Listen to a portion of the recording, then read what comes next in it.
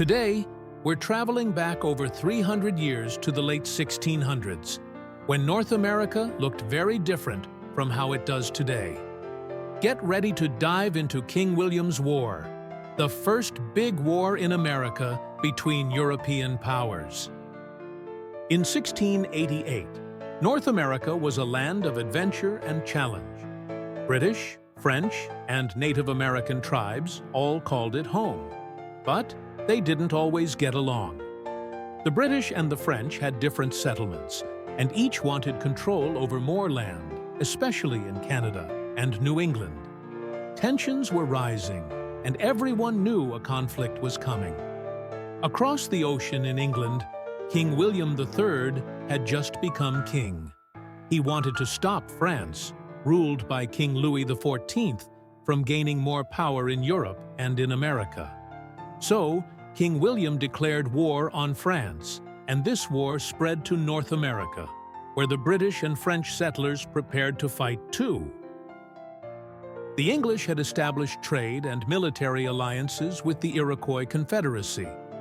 The French formed strong alliances with Native American tribes like the Abenaki and the Wabanaki Confederacy. These tribes helped the French, using their knowledge of the land to launch surprise attacks against British villages. For the indigenous nations, the war was not just about supporting the European allies, but also about protecting their own territories and trade. The war consisted of mostly raids and skirmishes that were designed to weaken and disrupt. One of the biggest battles of the war was at Port Royal, a French fort in what is now Nova Scotia, Canada. The British tried to capture it to weaken the French in the north. After several fierce attacks, the British won, but the French didn't give up and fought hard to regain their fort.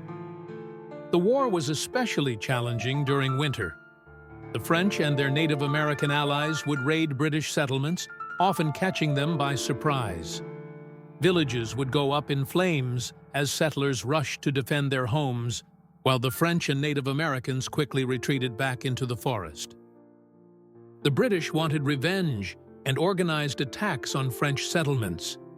The soldiers and settlers aimed to capture forts and villages, hoping to push the French back.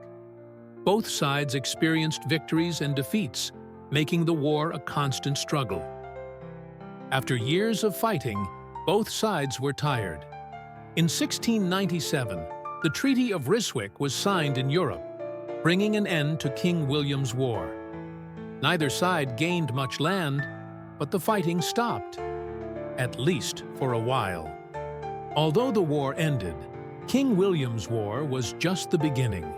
It showed that Europe's conflicts would spill into North America. This war also strengthened the bonds between the French and some Native American tribes, setting the stage for more battles in the years to come. King William's War was a tough time for everyone involved, from soldiers to settlers and Native American tribes. It reminded people of how powerful alliances could be and how important North America had become.